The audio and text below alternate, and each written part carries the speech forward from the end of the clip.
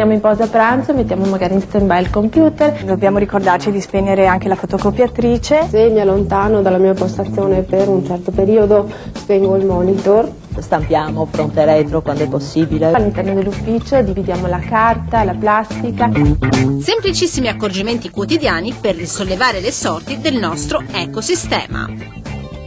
L'educazione energetica passa anche attraverso l'ufficio. Ne è convinta l'ARPAV del Veneto, l'Agenzia regionale per la protezione dell'ambiente, che in collaborazione col Ministero dell'Ambiente ha lanciato una sfida ai dipendenti della pubblica amministrazione: imparare ad adottare atteggiamenti virtuosi nel luogo dove si trascorre la maggior parte del tempo, l'ufficio appunto. Alla fine della giornata noi spegniamo gli interruttori qui del riscaldamento, in quanto ai fini del rispetto dei limiti di legge può oscillare dai 18 ai 20, quindi eventualmente se abbiamo un po' freddo ci mettiamo un maglione in più, ma comunque in genere è più che sufficiente. Al termine della giornata lavorativa, oltre a spegnere il computer, lo scolleghiamo dalla rete.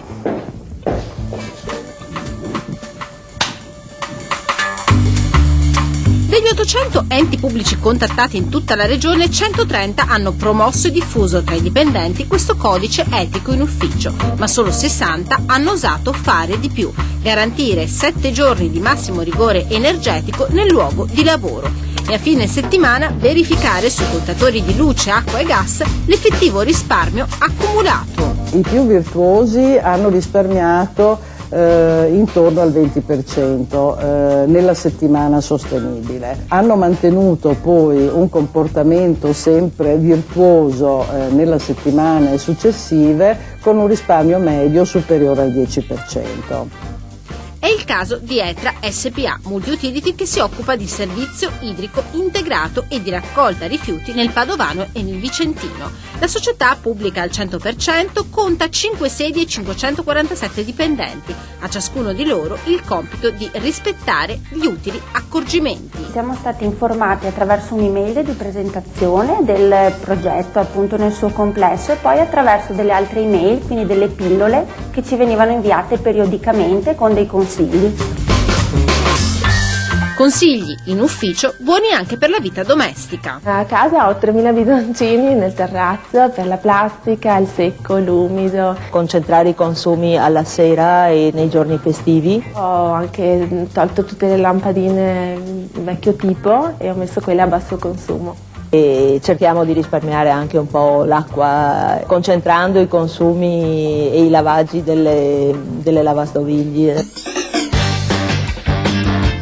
Bene per l'ambiente e bene anche per le tasche della società. A fronte dello sforzo fatto dai dipendenti, qual è stato il risparmio sulla bolletta energetica? Abbiamo avuto delle punte anche di un risparmio nell'arco di una settimana del 17%. Questo in termini economici ha comportato per Etra un risparmio all'incirca di un costo complessivo di energia elettrica per la gestione delle sedi di 150.000 euro e un risparmio di circa 20.000 euro. E chiaramente questi nostri risparmi sono tutti a vantaggio dei cittadini, visto che Etra è una società pubblica al 100%. 20.000 euro risparmiati all'anno, così va per Etra e così va anche per l'ARPAV. L'agenzia, che ha lanciato l'iniziativa, si è infatti impegnata a sua volta a rispettare lo stesso buon codice di comportamento. Il risparmio è stato di oltre 4.000 kWh, che significa, tradotti in euro, 700 euro in una sola settimana, e significa un risparmio medio per tutto il periodo lavorativo di un anno di circa 28.000 euro. Oramai per noi non sentiamo più l'esigenza di avere questi riscaldamenti esagerati con maniche corte, camicette. Le buone pratiche che si attuano in ufficio sono assolutamente utili anche a casa, per cui spegnere la luce dai locali da cui si esce.